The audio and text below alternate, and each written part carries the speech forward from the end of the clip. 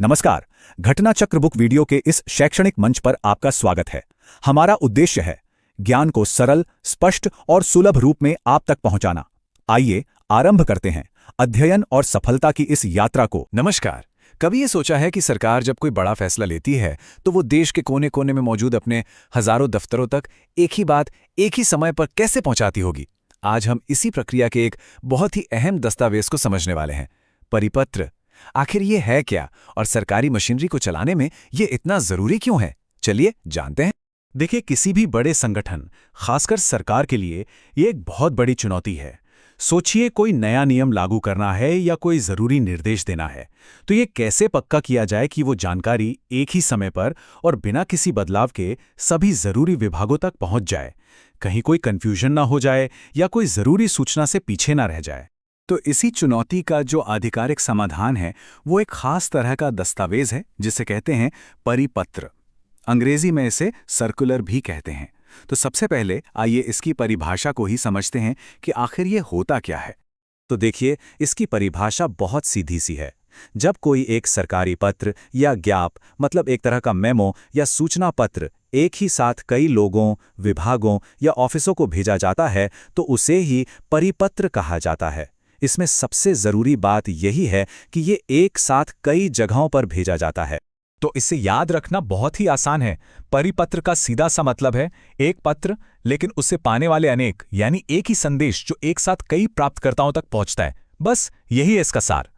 अच्छा, अब सवाल ये उठता है कि इसका इस्तेमाल कब और क्यों किया जाता है। जाहिर है, हर छोटे मोटे सरकारी काम के लिए तो परिपत्र का इस्तेमाल नहीं होता होगा। तो चलिए देखते हैं कि वो कौन सी खास परिस्थितियां हैं जब ये सबसे काम का साधन होता है। तो परिपत्र का इस्तेमाल तब होता है जब मामला थोड़ा गंभीर हो, जैसे कोई नई पॉलिसी या कोई नया नियम लागू करना हो।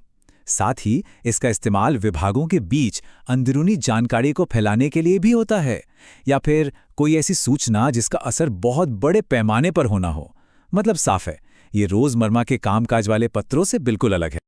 अब बात करते हैं परिपत्र की सबसे खास पहचान की, और वो है सूचना का एक से अनेक तक पहुंचना। यही एक गुण है जो इसे दूसरे सभी सरकारी पत्रों से एकदम अलग बना देता है। इस पूरी प्रक्रिया को देखें तो बात और भी साफ हो जाती है। स्टेप 1 में कोई एक विभाग एक पत्र जारी करता है, और स्टेप 3 में वही एक पत्र उससे जुड़े सभी ऑफिसों तक एक साथ पहुंचता है। ये एक से अनेक तक सूचना का सीधा प्रसारण है। इससे ये पक्का हो जाता है कि संदेश में कोई भी फेरबदल ना हो।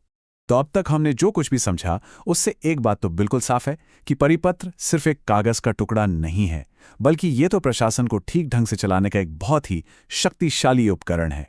इसका असली मकसद यही पक्का करना है कि जब कोई पॉलिसी से जुड़ा मामला हो तो जानकारी हर उस ऑफिस तक पहुंचे जो उससे संबंधित है।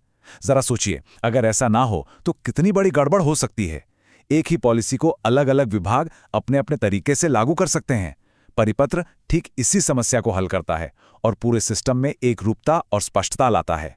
तो आखिर में ये सवाल सोचने पर मजबूर करता है, क्या ये साधारण सा दिखने वाला परिपत्र असल में एक कुशल प्रशासन का अनिवार्य हिस्सा है?